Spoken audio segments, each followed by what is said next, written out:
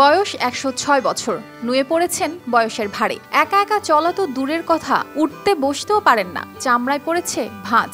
ভাবছেন এমনটা বলবো? মোটেই না। এখন যে সুহাসিনীর কথা বলবো, ওনার শারীরিক অবস্থা সকলের ধারণার চেয়েও অনেক এগিয়ে। তিনি এই বয়সে সুরের সাথে সাথে পায়ে পা মিলিয়ে নৃত্য প্রদর্শন করছেন। যেখানে এই বয়সে একটু নড়াচড়া করতেই শরীরের হাড় জানান দিয়ে দেয় যে খসে পড়ে যাচ্ছে, সেখানে এত বছর বয়সে দিব্যি সুস্থ হয়ে যে শুধু বেঁচে আছেন তা নয়, উল্টো প্রদর্শন করছেন মন ভুলানো সব নৃত্য। তাজ্জব হওয়ার বিষয়, ইনি যে শুধু নাচ করেন ব্যাপারটা তা নয়, নাচের পাশাপাশি কঠোর পরিশ্রমও করে এই বয়সে। বয়স যেন এই সুহাসিনীর কাছে সংখ্যা মাত্র।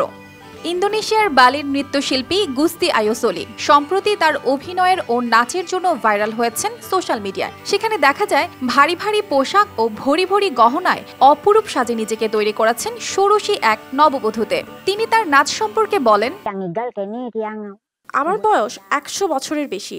আমি সানুর, উবুদ এবং জাকার্তায় নাচ করেছি।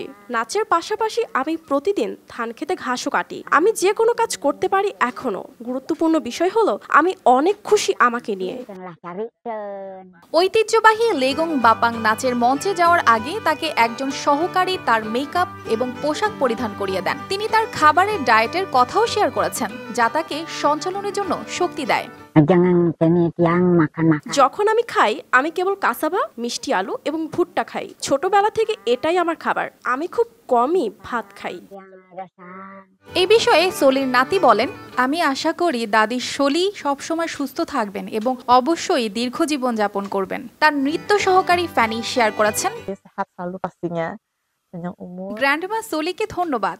আমার নাচ শেখার বিষয়ে আরো বেশি উৎসাহ প্রদান করেন তিনি তার এই উদ্যম দিয়ে। এটা তরুণ প্রজন্মকে আরো বেশি উৎসাহী করে তুলতে পারে।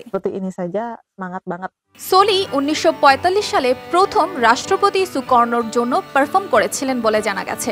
২০২৩ সালে বালি আর্ট ফেস্টিভ্যালে নাচের সময় তিনি জাতীয় পর্যায়ে দৃষ্টি আকর্ষণ করেছিলেন। লেগং একটি ঐতিহ্যবাহী বালিনিজ নৃত্য, যা এর জটিল কোরিওগ্রাফির জন্য পরিচিত। অর্পিতা জাহান, RTV।